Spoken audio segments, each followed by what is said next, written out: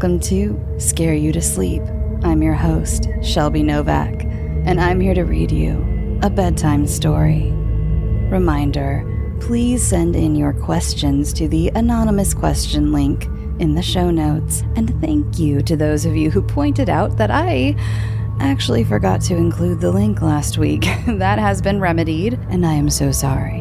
That was totally on me being airheaded. So send a voicemail, a text, an anonymous question or comment, whatever you'd like, and I will get to those within the next couple weeks. I want to give you a deadline. Let's say you have to submit them by May 16th. No, May 18th. How about that? May 18th. Have your questions, voicemails, texts, comments, whatever you'd like. Have those in by May 18th. Okay, now for the episode. Tonight I have for you a story from author Marcus H. Noir. Please enjoy. Something attends my family's wakes, and it's not there to show respect.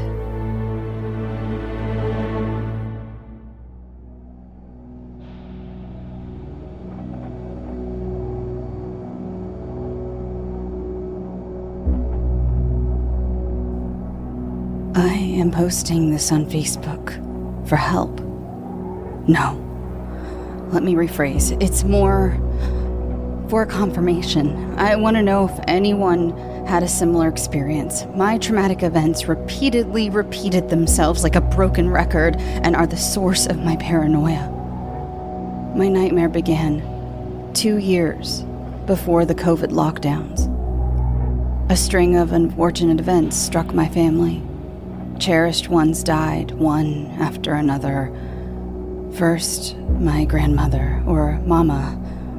We, her grandchildren, affectionately called her, after getting over the initial shock of her sudden death.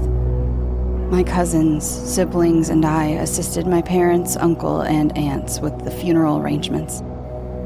I volunteered to distribute the funeral pamphlets and directed the grievers to sign the address book.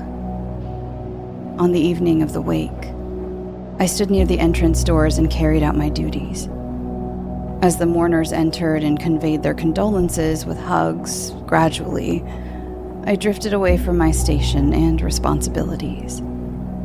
Eventually, the stream of people became a trickle, and I returned to my post. Once the pastor arrived and informed everyone the service would commence, I peeked in the hallway to relay the message. The few attendees outside filed in, and I gently closed the doors. As the pastor began, the hushed conversations ended, and I took my seat behind my parents. My uncle and aunt sat beside them. I shifted uncomfortably in my seat during the sermon, attempting to hold my grief. I needed to be strong for the family. Maintaining my Vulcan-like behavior and blockading the background sniffles drained me mentally. No matter how hard I tried, I couldn't tune out the soft thuds of the doors constantly closing. The sound not loud, but loud enough to irritate. The noises beyond the doors seeped in with each opening and became more than a distraction, but disrespectful. At least they were polite enough not to disturb and take their conversations to the hallway, but jeez.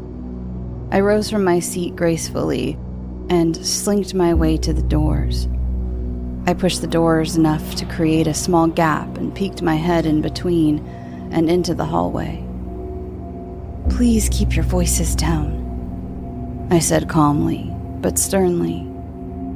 Looks of embarrassment and annoyance shot my way.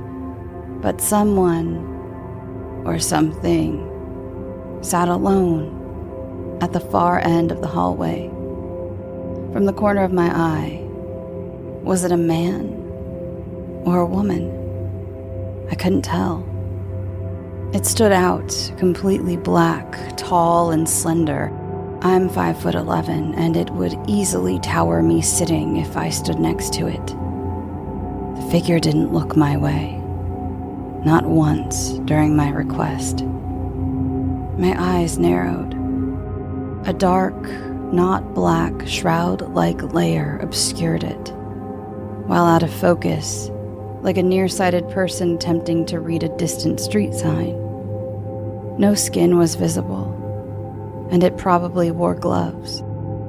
Something like a slanted fedora or sun hat shielded its face. It sat upright, hands to the sides, at attention and stared forward, like being enthralled by a movie, not privy to the rest of us. I followed its gaze and saw nothing but the ornate floral wallpaper on the opposite wall. However, I found it odd. Everyone nearby conversating and carrying on, but didn't acknowledge it, like the oddity wasn't there. Summing up all the abnormalities, it totaled to something not right. A shiver rolled down my body like someone had walked over my grave. Someone cleared their throat from behind. I whipped around in the direction and saw an older gentleman with an impatient and an "Are you going to let me through?" look. Sheepishly, I smiled and moved out of the way. When the gentleman passed, curiosity got the better of me and peeked once more into the hallway. My focus back to the mystery, but the chair was empty. I checked the hallway and found the same people from before, but not it. I lingered and scanned the hallway for a moment, shrugged and quietly closed the doors.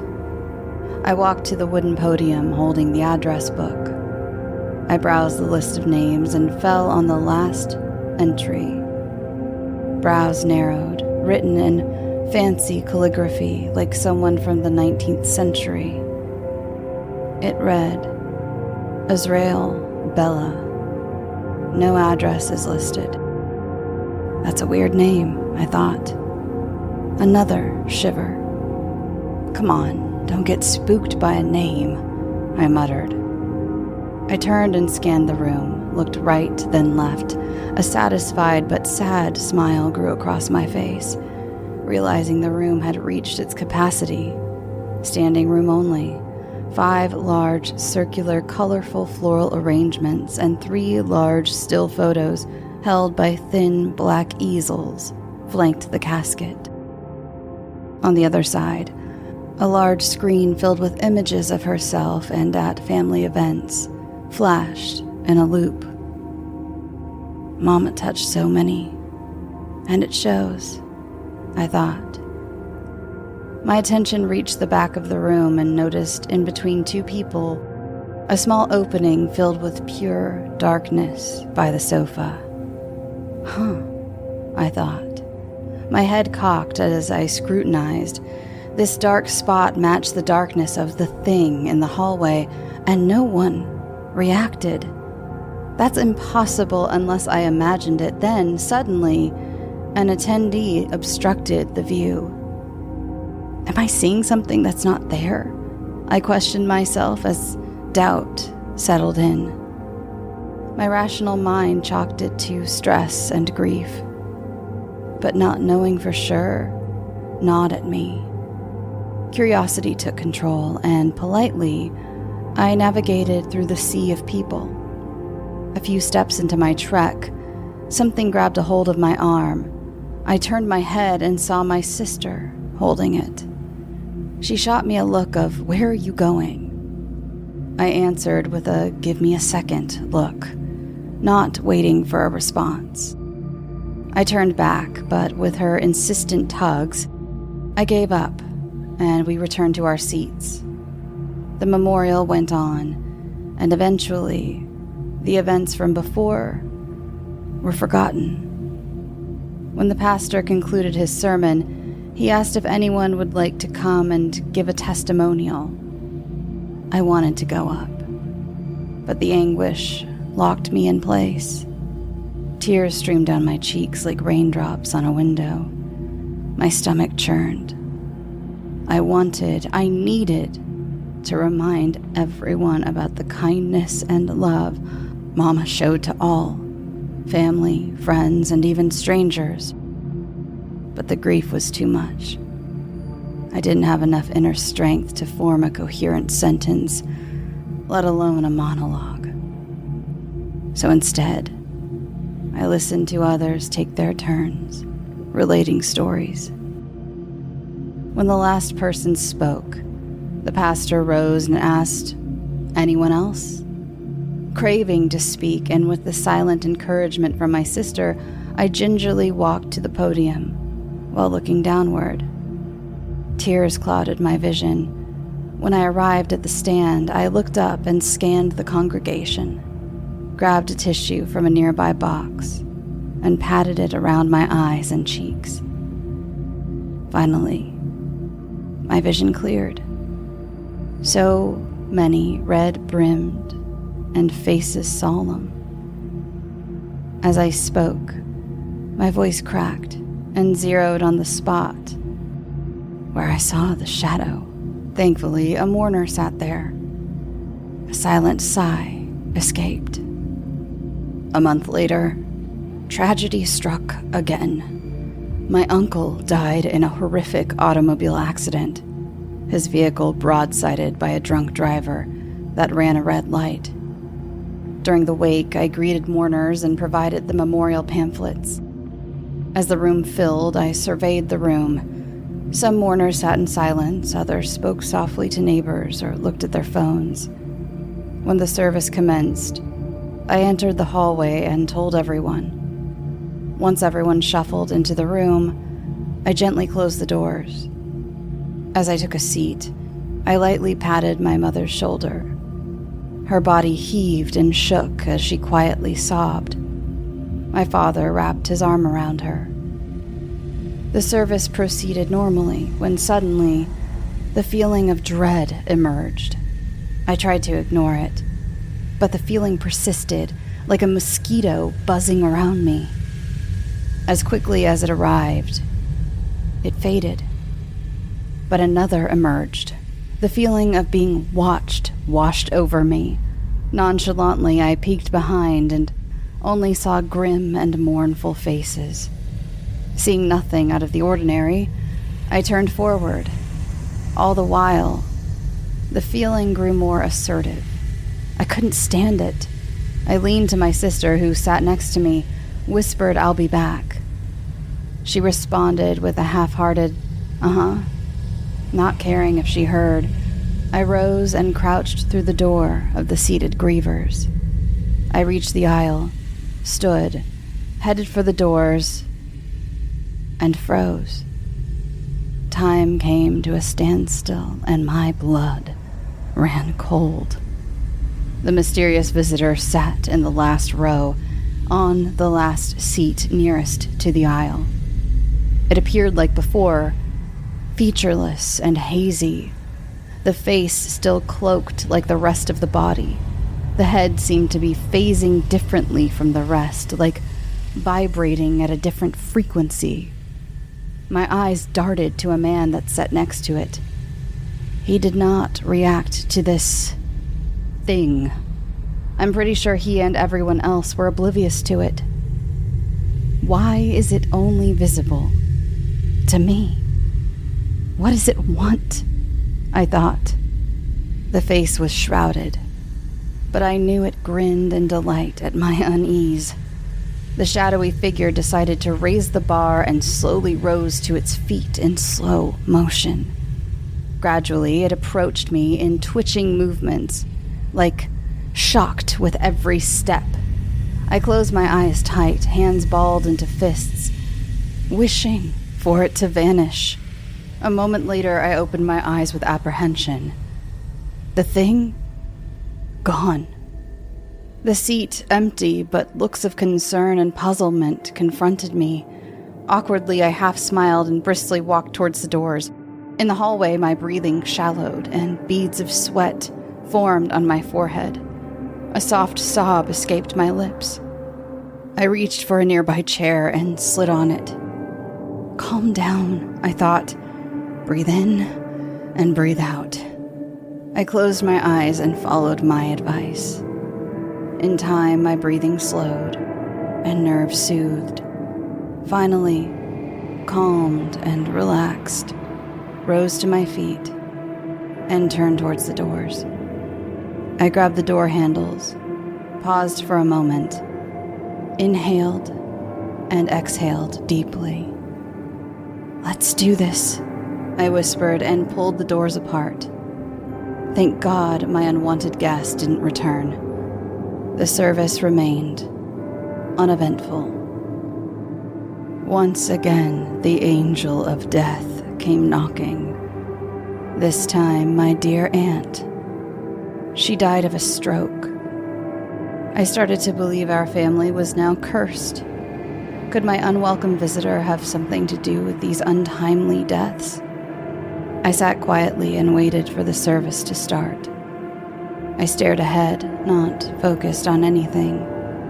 Concerned relatives checked on me occasionally, but I would wave them away with an "I'm okay" gesture. People slowly crept by, viewed my aunt, and gave their condolences. Finally, the service began, and I expected a similar feeling of dread to return. But to my relief, it never materialized. Can it be that the thing moved on? Slowly, I let myself relax.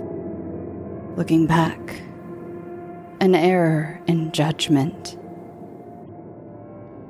Toward the end of the ceremony, I shivered. I can't describe the feeling, but something felt wrong. My head swiveled in both directions, my mouth slowly dropped. My ethereal visitor sat on either side of the room in the same row. It leered. My eyes widened in terror because I could see its face. Despite the shadow of the hat's brim, I could see the horror. Black, stringy hair hung over its pasty white face. A strand partially blocked a hole where the nose should be. Two enormous orbs for eyes glowed like light, reflecting off the eyes of a deer at night. The rest of the face gaunt, skin thinned at the cheeks, exposing the interior like stretching clay to a form, long, thin strands.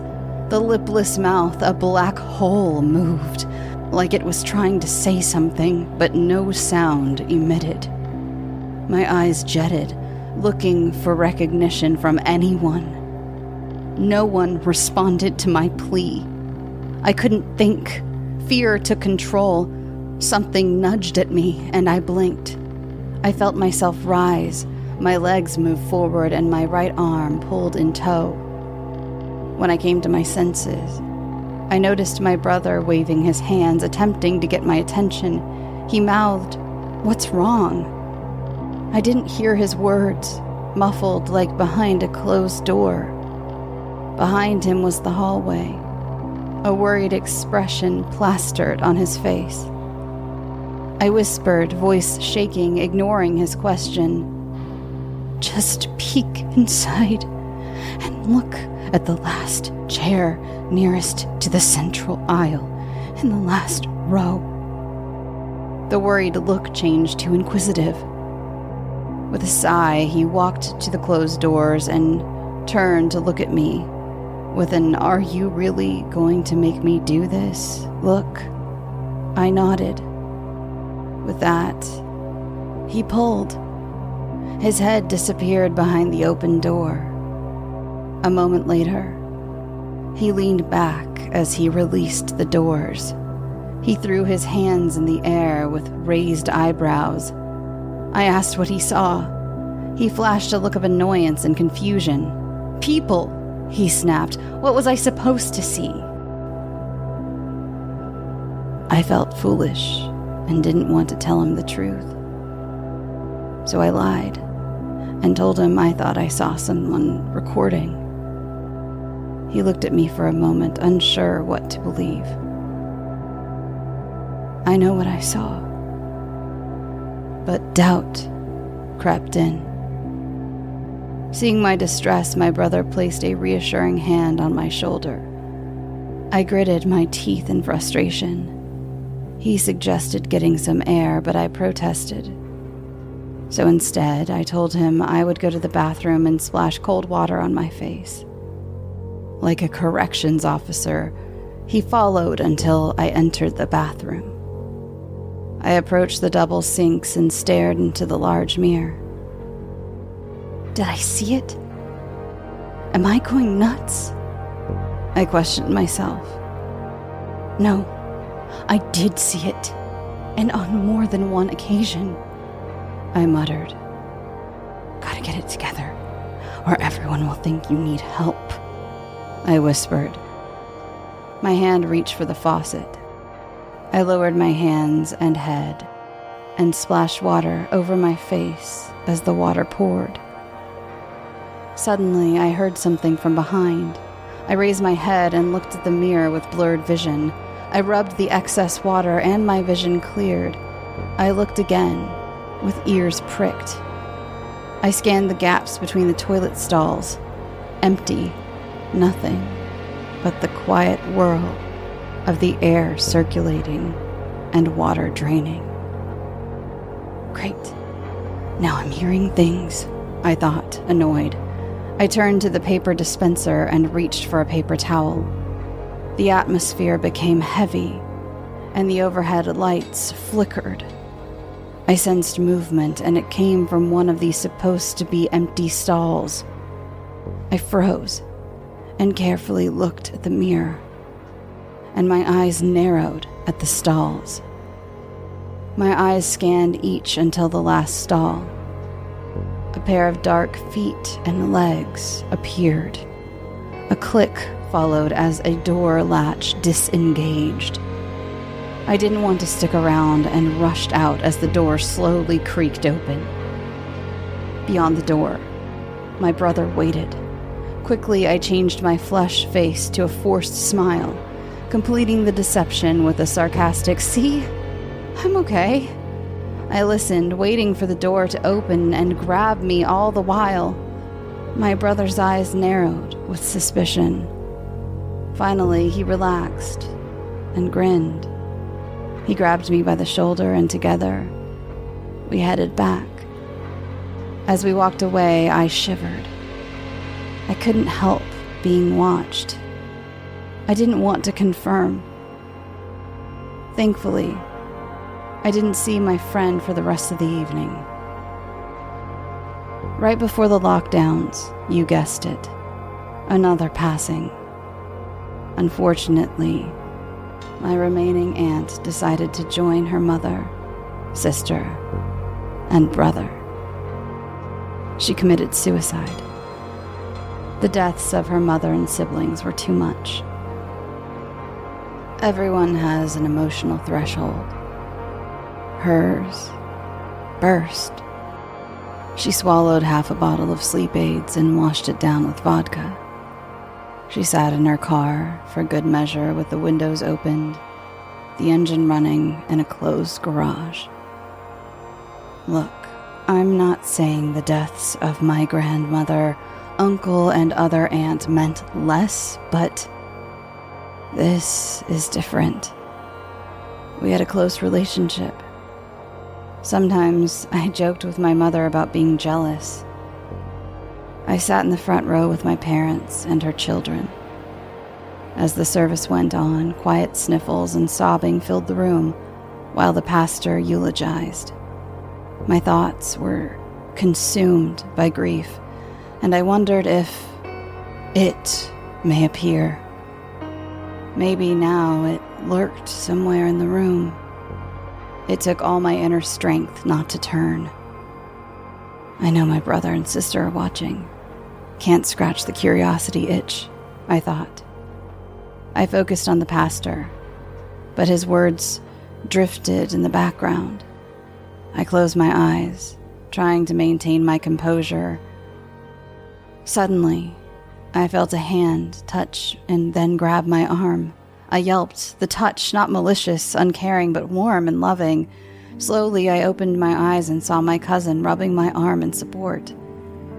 She looked ahead. She turned and gave a reassuring half-smile and returned to listening. After the sermon ended, my favorite part arrived. The personal stories. People spoke, resulting in gentle laughter or sorrow. Now it was my turn. And with great effort and support, I rose and tentatively walked to the podium. Purposely, I didn't look at the casket because my emotional dam would break. Instead, I browsed the happy pictures of her posted nearby. When I reached the podium, took a deep breath and looked up. I gasped in horror. Instead of friends and family, ghastly doubles sat and stood, their faces melting, eyes drooped with the skin like dissolving snowmen.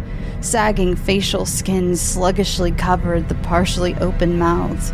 Their skin changed to a sickly shade of green, then black. Something from the back of the room took my attention away from the grisly sight. It stood in front of the doors, with its back facing me alone. The visitor slowly turned its head 180 degrees, like an owl. A grin appeared on its sunken face. The curved mouth stretched ear to ear, literally. Its mouth moved, as if speaking. No sound entered my ears. My mouth opened, but a scream died in my throat. I closed my eyes, breathed deeply, exhaled, and reopened them. Everything returned to normal, as if nothing had happened. Family and friends, seated and standing, waited. My eyes darted to the back of the room and stared. The monstrosity disappeared. This is not real, it's in your mind, I thought. A loud clearing of a throat jarred me back. Concerned looks from the front row stared back. Then, I gave a reassuring nod to ease their concerns, stood straight, cleared my throat, looked at my audience, and began my heart-wrenching testimonial. When finished, I walked away from the podium and exited the room with tears trickling. As the doors closed, I leaned on a nearby wall, breathed hard, and wiped away my tears. Then, a whoosh and a breeze from behind. Instinctively, I turned and saw my sister heading to me. She approached and asked if I was okay. I nodded, and we stood in silence. Eventually, after calming down, I joked and said I didn't need a babysitter. With much cajoling, she relinquished and headed back. Alone again, contemplating my next move. Shortly after, the muffled voices erupted from the room. The doors swung open and the crowd spilled into the hallway. Many came to express their support and give their condolences. In time, the horde thinned to a few. I walked to my father and told him that I wanted a moment alone with my aunt. He agreed and assured me I wouldn't be disturbed. My stomach in knots. I needed to be strong. I took a deep breath and opened the doors. When I entered, I pushed the doors closed and leaned against them. I scanned the empty room. Just me and my aunt. Hesitantly, I headed for her, stopped, and looked down at her. She looked so at peace, all the pain and trauma gone. Despite my best efforts, my eyes brimmed with tears. I knelt, folded my hands, closed my eyes, and began to pray. Then the hair on the back of my neck rose, followed by a putrid smell. I froze, mind raced, afraid to see, but refused to give in to my fright. My eyes shot open and released a scream. The creature lay in the coffin instead of my aunt with its eyes closed. The eyelids popped open, its head sluggishly turned to my direction and stared at me unmoving. My mind screamed to run, but the command didn't filter down to my legs. It sat up, never looking away. It somehow shrank to match my aunt's size, but emitted an aura of fear. We were almost face to face. My frightened face reflected off its large pupils like trapping my soul within it. In a raspy voice it said, "Keeping it warm for you. You're next." Ending with a grotesque grin, and its eyes rolled to the back of its head. That's the last thing I remembered before everything went black. So here we are, in post-lockdowns. Deaths of friends and family will regrettably come to pass. This will necessitate attending wakes. Just the thought of attending makes me shudder. I am not the same person, oblivious and naive as before. Everyone says they understand why I cannot go, but do they? They do not know what I know. A harbinger waits, loitering in the background for its opportunity to take me to the other side. Will it grow tired of waiting, or just retrieve me at any moment? Only time will tell. At the next wake, remember to look, really look at everyone. If you're lucky, you'll see nothing. However, if you're unlucky and you see it, reminisce. It does not attend to show respect, but to put a claim.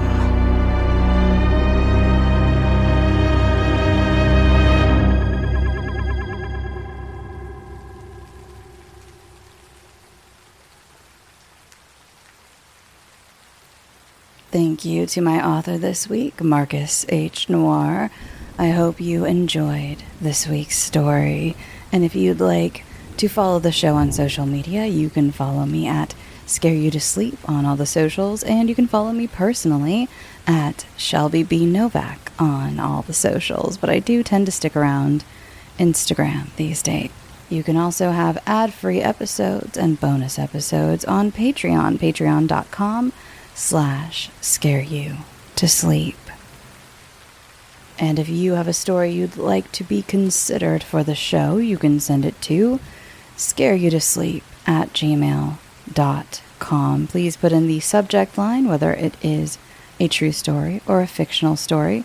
If it is a fictional story, please make sure it's attached as a separate document and it's not in the body of the email. I really appreciate it. And I'd like to remind you that I am but a crew of one. I don't have a team. I have no employees. And so I am the only one who reads these submissions. And it just takes me a while because I am but one woman. So yes, it's taken me a while. I have the luxury of having so many of you submitting wonderful stories. And unfortunately for you, that means it just takes me a while to get to all of them. So if it seems like it's been several months, feel free to resend it. Please don't send me angry emails about how you're mad at me for not having gotten to your story. I mean, you can, but I'm just explaining, the gist. A lot of other shows have people that read for them and go through submissions for them. I just have, unfortunately, not been blessed enough yet to get to the point where I can have employees. So that is what's going on here. So yeah, if you're like, the other shows might have some people behind the scenes who do this for them. And can't wait for that to be my day too. Fingers crossed, everybody keep listening and rate and review the show. Keep those numbers coming in. So yeah, and thank you for those of you who have been listening for so long. The anniversary of the show is actually coming up in the end of May. I should know the date. I think it's the 29th. I am really bad with numbers and dates and things, so it's something like that. I'll mention it on the show, but it'll be the 7th anniversary of the show. The show's been around for 7 years. Can you believe that? I'll talk about it then. We'll get sappy when the time comes. And now I am going to... Oh, I baked Hello Dollies this week. I've mentioned them on the show before.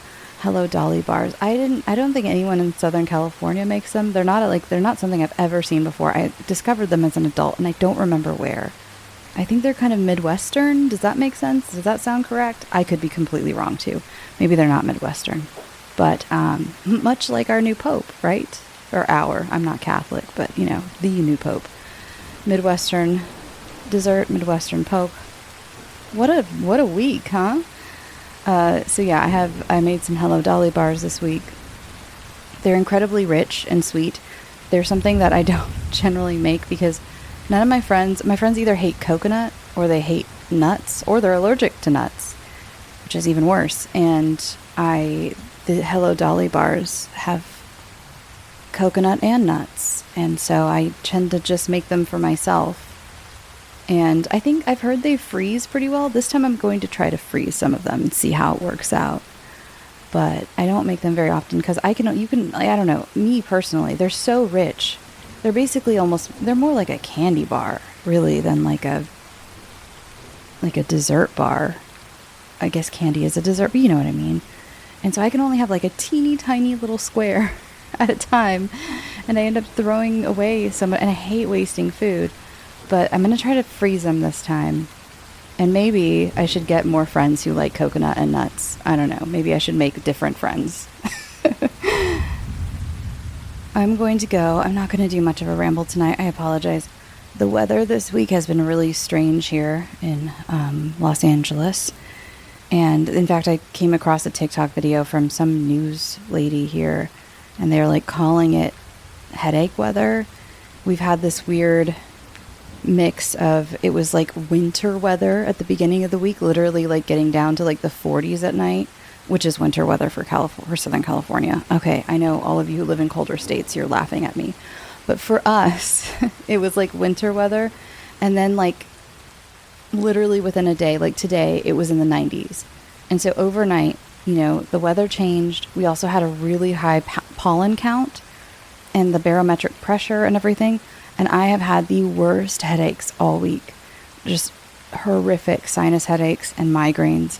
If you follow me on Instagram, you might have seen my story. At some point this week, I had a picture of Clara, like all up in my grill. She was taking care of me when I was trying to lay down to nurse my headache. And so I am fighting the dredges of that right now.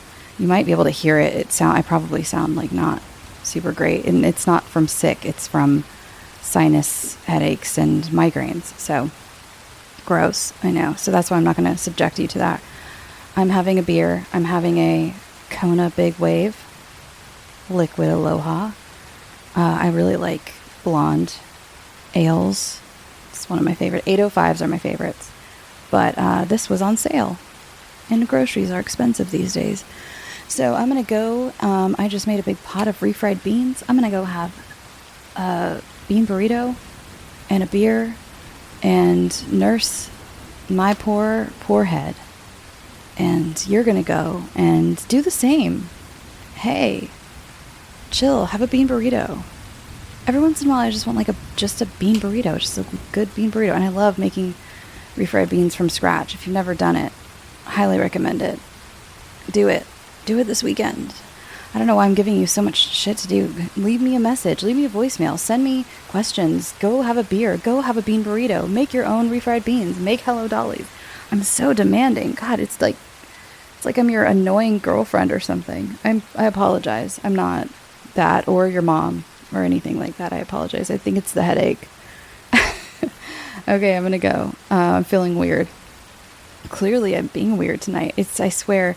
Sometimes migraine havers, you feel like kind of high when you have a migraine. I'm not kidding. It does something to your brain. I can't see out of my left eye very well right now because of it. It's crazy. So I'm going to go. I love you. drink water. Drink lots of water. Drink so much water. Take your allergy meds. I'm sending you no headache vibes. And go get some sleep. Sweet dreams.